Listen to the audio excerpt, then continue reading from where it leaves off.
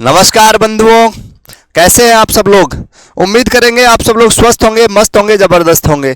मैं आपका दोस्त, आपका होस्ट, आप लोगों के लिए निरंतर कक्षाएं प्रोवाइड करवा रहा हूं। बीएसटीसी, सीईटी, राजस्थान पुलिस, साथ पशु परिचारक और साथ में सबसे बड़ी भर्ती आपकी रीट।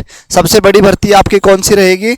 सबसे बड़ी भर्ती आपकी रहने वाली है रीट, क्योंकि अब आपका आएगा रीट की भर्ती का नोटिफिकेशन बहुत जल्द जारी होने वाला है, ध्यान रखें। तो दोस्तों आज की इस क्लास की शुरुआत करेंगे, लेकिन उससे पहले निवेदन कि जो भी साथी चैनल पर नया है चैनल को सब्सक्राइब करें, क्योंकि आपको यहाँ पर वो ही क्वेश्चन करवाए जाते हैं जो एग्जाम की दृष्टि से महत्वपूर्ण रहने वाले हैं। तो जो महत्वपूर्ण सवाल हैं आप लोगों के लिए, पहला सवाल उसी क्रम में, राजस्थान में कम वर्षा। राजस्थान में कम वर्षा का कारण अरावली पर्वतमाला की निम्न में से कौन सी स्थिति का कारण है? कि राजस्थान में वर्षा कम होती है, अरावली जो पर्वतमाला है आप लोगों की, उसकी निम्न में से कौन सी स्थिति के कारण आपका बारिश कम होती है? मानसून दिशा के विपरीत होना, श्रृंखला के कटाव होना, इसका मानसून के समानांतर होना, या श्रृंखला का वनस्पतिहीन होना। मेरे हिसाब से इसका राइट आंसर जाएगा, इसका मानसून जो है वो अरावली के समानांतर रहता है। तो राजस्थान का जो मानसून है अरावली के समानांतर होने की वजह से आप लोगों का क्या बोलते हैं, बारिश कम होती है।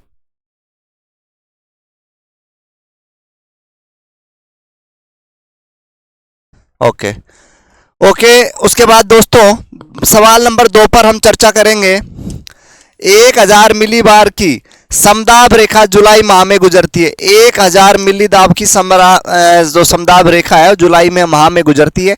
उदयपुर, चित्तौड़गढ़, कोटा में 12 से, जालोर, पाली, अजमेर व करौली से, सिरोही, चित्तौड़, कोटा और 12 से, सिरोही, उदयपुर, प्रतापगढ़ और झालावाड़ से। राइट आंसर दीजिए प्यारे बंधुओं, राइट आंसर दीजिए, राइट आंसर दीजिए मित्रों। तो आप राइट आंसर नोट करेंगे, सिरोही से गुजरती है, उदयपुर से, प्रतापगढ़ से और झालावाड़ से। ध्यान रखेंगे, सिरोही, उदयपुर और प्रतापगढ़ और झालावाड़। आपके कितने जिले आ गए टोटल इसमें? 4 जिले। कितने जिले दोस्तों? 4 जिले। कौन कौन सा है? सिरोही है, उदयपुर है, प्रतापगढ़ है और झालावाड़ है। तो ध्यान रखेंगे आप लोग, आपका सही आंसर जा रहा है PU। ये ध्यान रख ले, ऐसे ट्रिक से याद भी कर सकते हैं। ओके ओके दोस्तों, तो आप लोग सिरोही, उदयपुर, प्रतापगढ़ और झालावाड़ आपका सही उत्तर रहने वाला है, नोट करेंगे। तीसरा, राजस्थान में शीतकाल से होने वाली वर्षा जो मावठ कहलाती है किन कारणों से होती है? पछुआ हवाओं कारण, पश्चिमी विक्षोभ के कारण, हिमालय के टकराव वापस लौटकर मानसूनी हवाओं कारण, या दक्षिण पश्चिमी मानसूनी हवाओं के कारण। राइट आंसर दीजिए। आप लोगों का राइट आंसर रहेगा कि आपको जो मावठ होती है जो गेहूं के लिए सबसे अच्छी रहती है, डायमंड बूंद जिनको अपन बोलते हैं, तो आप लोग ध्यान रखें वो आपकी होती है किसके कारण? पश्चिमी विक्षोभ के कारण। पश्चिमी विक्षोभ के कारण आपका ये होती है, ध्यान रखेंगे। नंबर 4, किस दिशा में राजस्थान में वर्षा की मात्रा में वृद्धि होती है? किस दिशा में राजस्थान में वर्षा की मात्रा में वृद्धि होती है? दक्षिण पूर्व से उत्तर पश्चिम की ओर, उत्तर पश्चिम से दक्षिण पूर्व की ओर, दक्षिण से उत्तर की ओर और दक्षिण पश्चिम से उत्तर पूर्व की ओर। आंसर दीजिए बंधुओं, आंसर दीजिए। आंसर आप लोग देंगे, आंसर दीजिए दोस्तों। आंसर जो आपका रहेगा इसमें, आप लोगों का जो दिशा में राजस्थान में वर्षा की वृद्धि होती है वो उत्तर पश्चिम से चलती है और दक्षिण पूर्व की ओर बढ़ती हुई चली जाती है। ध्यान रखें, थोड़ा सा समझें, आप लोग समझेंगे थोड़ा सा। देखें, ये आपका मान लीजिए राजस्थान है और ये आपका मैंने डाल दिया उत्तर दक्षिण और ये डाल दिया मैंने आपका पूर्व पश्चिम। एक बात तो ध्यान रखें, पूर्व पश्चिम की जो लंबाई ये 869 है, उत्तर दक्षिण की बात करेंगे 826 यानी कि 826 है। ये आपका नॉर्थ है यानी कि उत्तर, ये आपका दक्षिण है, ये आपका पूर्व है और ये आपका पश्चिम है। अब क्या पूछा है आपसे कि राजस्थान में वर्षा की मात्रा में वृद्धि किधर होती है? उत्तर पश्चिम। उत्तर पश्चिम से शुरुआत होती है, इस क्षेत्र से, इधर से शुरुआत होती है और बढ़ती हुई किस दिशा में जाती है? तो जब इधर पहुंचती है दक्षिण पश्चिम तो बारिश की क्या बोलते हैं, वृद्धि होती जाती है बारिश में। ध्यान रखें, उत्तर पश्चिम से दक्षिण पूर्व की ओर वृद्धि होती है बारिश की राजस्थान के अंदर। ध्यान रह जाएगा दोस्तों? जी गुरुजी, बिल्कुल रह जाएगा। ओके मित्रों, आगे चलिए। निम्न में से कौन से जिलों का समूह सर्वाधिक है? निम्न में से कौन से जिलों का समूह सर्वाधिक औसत वार्षिक वर्षा प्राप्त करता है? वैसे राजस्थान की वार्षिक औसत की बात करूं तो 97.5 सेंटीमीटर होती है, लेकिन किस जिले में औसत वार्षिक वर्षा प्राप्त करता है राजस्थान? बूंदी, कोटा, भरतपुर, करौली या उदयपुर, भीलवाड़ा, झालावाड़, बांसवाड़ा। यानी कि सीधा सीधा पूछा कि राजस्थान में बारिश सबसे ज्यादा कहाँ होती है? तो आप लोग बताएंगे गुरुजी झालावाड़ और बांसवाड़ा किसी ऑप्शन में नजर आ रहा है क्या? बिल्कुल आ रहा है मित्र, बिल्कुल आ रहा है आंसर, और आंसर लगा देंगे झालावाड़ तथा बांसवाड़ा। ओके, औसत वार्षिक वर्षा प्राप्त करता है आपका झालावाड़ और बांसवाड़ा, ध्यान रखेंगे ये चीज। बूंदी और कोटा औसत से ऊपर निकल, हाड़ौती क्षेत्र जो आपका है जहां पर ज्यादा बारिश इस क्षेत्र में झालावाड़ में होती है, लेकिन औसत वर्षा प्राप्त करता है, जहां ज्यादा बारिश होगी औसत वर्षा को पार कर जाएगा। राजस्थान में वार्षिक औसत वर्षा कितनी है, अभी अभी पिछले सवाल में क्लियर किया है, 57 कितना किया था, 57.5, यानी कि 57.5 और 57 से 58 सेंटीमीटर आपका इसका राइट आंसर रहने वाला है औसत वार्षिक वर्षा राजस्थान की दोस्तों। ओके, आगे, राजस्थान कौन सा क्षेत्र अर्ध शुष्क अथवा स्टेपी जलवायु प्रदेश के अंतर्गत आता है? उदयपुर, डूंगरपुर, बांसवाड़ा, प्रतापगढ़, चित्तौड़, कोटा, बूंदी, बारां, गंगानगर, हनुमानगढ़, बीकानेर, चूरू या जालोर, पाली, उदयपुर, नागौर, सीकर, झुंझुनू। आंसर दीजिए। अर्ध शुष्क, अर्ध शुष्क आपसे पूछा है, आंसर देंगे आप लोग, आंसर देंगे तो आपका राइट आंसर रहेगा जालोर, पाली, जोधपुर। जालोर, पाली, जोधपुर आपका राइट आंसर की तरफ जा रहा है, जालोर, पाली, जोधपुर, नागौर और सीकर, झुंझुनू। तो दोस्तों ऑप्शन नंबर 4 आप सेट करेंगे, ऑप्शन नंबर 4 आपका रहने वाला है बिल्कुल सही उत्तर, नोट करें। सवाल नंबर नेक्स्ट आपकी स्क्रीन पर है 8 नंबर।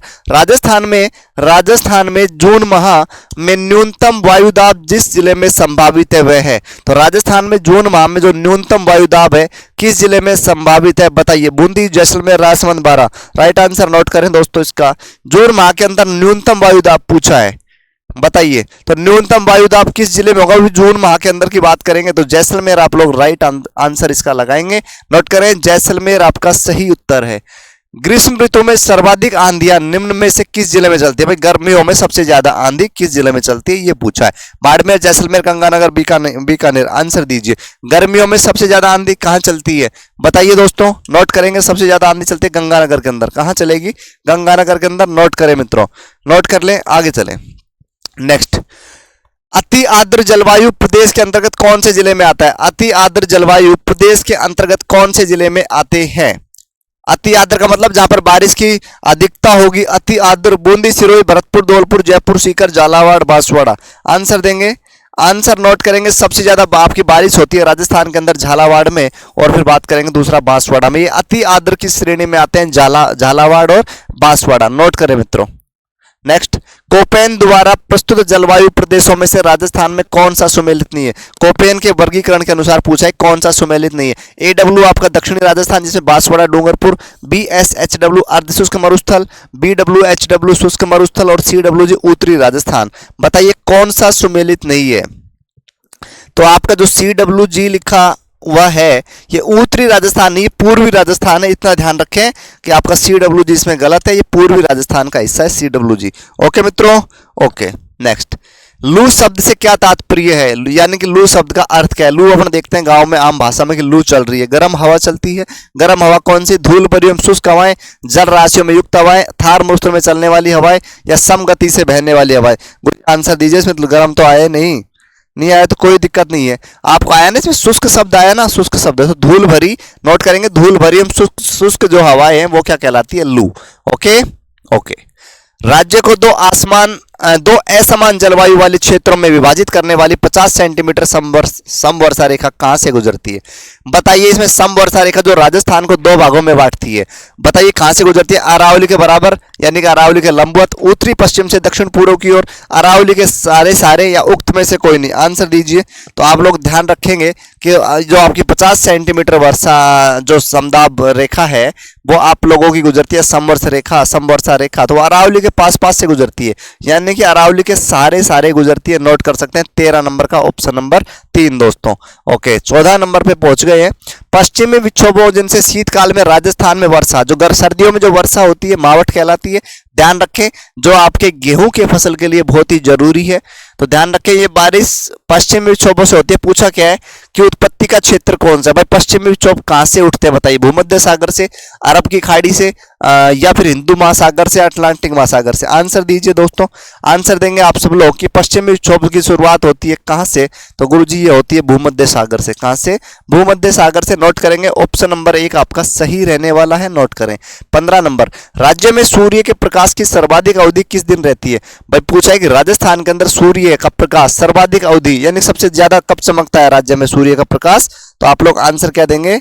आप लोग आंसर देंगे मित्रों 22 जून, 21 जून या फिर 21 मार्च या फिर 21 मई। आंसर दीजिए। आंसर दीजिए। तो सबसे ज्यादा दिन, सबसे बड़ा दिन कब होता है? 22 जून को नोट करेंगे। 22 जून आपका सही उत्तर रहेगा।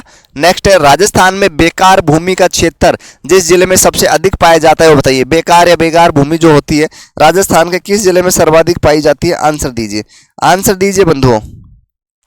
प्यारे साथियों सब आंसर देंगे। 16 नंबर सवाल आपकी स्क्रीन पर है। तो आपको पता है रेगिस्तान के अंदर खेत बहुत ज्यादा खाली पड़ा है क्षेत्र, तो जैसलमेर के अंदर सर्वाधिक पाई जाती है, नोट करेंगे। नेक्स्ट, राजस्थान की कुबड़ पट्टी बांसवाड़ा, नागौर, अजमेर, कोटा, बूंदी या भरतपुर, अलवर, बताइए कुबड़ पट्टी कहाँ पाई जाती है? राजस्थान के अंदर कुबड़ पट्टी। 17 नंबर का राइट आंसर दीजिए आप लोग आंसर लगाएंगे गुरुजी। कुबड़ पट्टी नागौर क्षेत्र और अजमेर क्षेत्र में पाई जाती है, नोट करेंगे। नेक्स्ट, निम्न में से कौन सी पीएच परास क्षारीय मृदा की सूचक है? पीएच परास है क्षारीय मृदा की सूचक है। तो क्षारीय मृदा क्या होगी दोस्तों, बताइए आंसर। तो आपको बता दें कि पीएच जो टोटल मान होता है वो 14 अंक होता है। कितना अंक होता है? 14 अंक। 0 से 7 तक की बात करेंगे अम्लीय प्रकृति हो जाती है। 7 में एक अंदर से रख रहा हूँ गोले के अंदर, ध्यान रखें उदासीन, और 7 प्लस होते ही हो जाती है क्षारीय। तो क्या पूछा है? क्षारीय मृदा का सूचक। तो 7 से ऊपर कोई है क्या ऑप्शन है गुरु जी? 7 से ऊपर क्या कहलाएगा? क्षारीय। नेक्स्ट, नए मूल की जलोढ़ मृदा नहीं पाई जाती है कहाँ? बताइए जलोढ़ मृदा कहाँ नहीं पाई जाती है? भरतपुर, जयपुर, अलवर, कोटा। आंसर दीजिए, आंसर दीजिए बंधुओं कि जलोढ़ मृदा नहीं पाई जाती। तो मैं बता दूं राजस्थान का पूर्वी क्षेत्र में जलोढ़ मृदा पाई जाती है, जिसमें आपका आ जाता है कौन कौन सा? भरतपुर आता है गुरुजी, जयपुर, अलवर भी आते हैं। तो कौन सा आंसर बच गया? कोटा। कोटा में जलोढ़ मिट्टी नहीं पाई जाती है, ध्यान रखें काली मिट्टी कोटा में पाई जाती है। ओके। 20, हाड़ौती पठार की मिट्टी कैसी होती है? अभी अभी पिछले सवाल में चर्चा कर ली हम लोगों ने, बताइए। तो हाड़ौती पठार की मैंने बताया काली मिट्टी, आप लोग ध्यान रख ले, मध्यम काली मिट्टी जो है वो आपका हाड़ौती पठार, जिसमें कौन कौन सा आता है? जिसमें आता है आपका बूंदी, बारा, कोटा और झालावाड़, इनमें आपकी मध्यम काली मिट्टी पाई जाएगी, नोट करेंगे। 21 पे पहुंचे दोस्तों। जिसका उपयोग मिट्टी की लवणता एवं क्षारीयता की समस्या का दीर्घकालीन हल है। जिसका उपयोग मिट्टी की लवणता एवं क्षारीयता की समस्या का दीर्घकालीन हल है वह है, बताइए। जिस मिट्टी के अंदर लवणता अधिक हो, क्षारीयता अधिक हो, उसका अपन क्या हल करते हैं? किस हिसाब से? खाद डालते हैं, तांबा डालते हैं, जिप्सम डालते हैं, घिया पत्थर डालते हैं। आंसर दीजिए बंधुओं, आंसर दीजिए। आप सब लोगों ने देखा होगा गांव में डीएपी वगैरह हम डालते हैं, डीएपी डालते हैं या फिर उसमें डालते हैं यूरिया वगैरह कि मिट्टी की लवणता है, क्षारीयता है कम हो जाए, तो उसके अंदर क्या पाया जाता है? जिप्सम पाया जाता है। क्या पाया जाता है? जिप्सम। और जिप्सम का फॉर्मूला आपसे पूछे तो आप लोग नोट रखेंगे CaSO4 2H2O, यानी कि कैल्शियम सल्फेट के साथ 2 अणु जल के होंगे तो वो जिप्सम का रूप बन जाता है। ध्यान रखें 21 का आंसर रहेगा जिप्सम। आ गया ये 22 पे। राजस्थान में भूरी मिट्टी का प्रसार क्षेत्र है। भूरी मिट्टी बताइए कहाँ मिलती है? भूरी मिट्टी बनास नदी का प्रवाह क्षेत्र में, हाड़ौती पठार में, अरावली के दोनों प्रकार के भाग और राजस्थान का दक्षिणी भाग। भूरी मिट्टी कहाँ मिलेगी? आंसर दीजिए दोस्तों, आंसर देंगे आप सब लोग कि राजस्थान में भूरी मिट्टी कहाँ मिलेगी। तो आप लोग लगा लेंगे आंसर कि बनास जो नदी है, बनास नदी का प्रवाह क्षेत्र है वो, उसमें भूरी मिट्टी पाई जाती है। राजस्थान के अंदर टोटल लंबाई है 512 किलोमीटर। आंतरिक प्रवाह की दर से पूर्ण आंतरिक प्रवाह की दर राजस्थान में पूर्ण भाव के क्षेत्र से बात करेंगे तो राजस्थान की सबसे लंबी नदी है बनास। ओके, नोट करेंगे दोस्तों। ओके।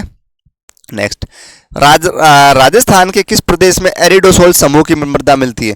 राजस्थान के किस प्रदेश में एरिडोसोल समूह की मृदा मिलती है? पूर्वी, दक्षिणी पूर्वी, उसके अलावा बात करेंगे दक्षिणी या पश्चिमी। आंसर देंगे 23 का। तो एरिडोसोल की मृदा पूछा है, मिट्टी से आज ज्यादा सवाल छप रहे हैं, ध्यान रखें।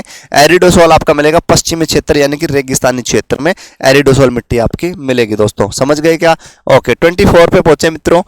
सेम किस स्थिति से संबंधित है? रेत बालुका के टीलों का निर्माण। सेम क्या है ये पूछा है दोस्तों, ध्यान रखें। तो सेम आपका मिट्टी मृदा का अपर्दन या कटाव, इन कटाव या पारिस्थितिकी में परिवर्तन। सेम बताइए 24 का आंसर क्या रहेगा? तो 24 का आप लोग ध्यान रखें, पारिस्थितिकी में बार बार परिवर्तन होना क्या है? सेम की समस्या है, ध्यान रखेंगे। ओके, ठीक है। वह कौन सी प्रक्रिया है जिसमें पश्चिमी राजस्थान की मिट्टियां अम्लीय एवं क्षारीय बन जाती है? वह कौन सा राजस्थान के अंदर कौन सा क्षेत्र पश्चिमी राजस्थान की मिट्टियां, वह कौन सी प्रक्रिया है जिसके कारण पश्चिमी राजस्थान की मिट्टी अम्लीय और क्षारीय बन जाती है?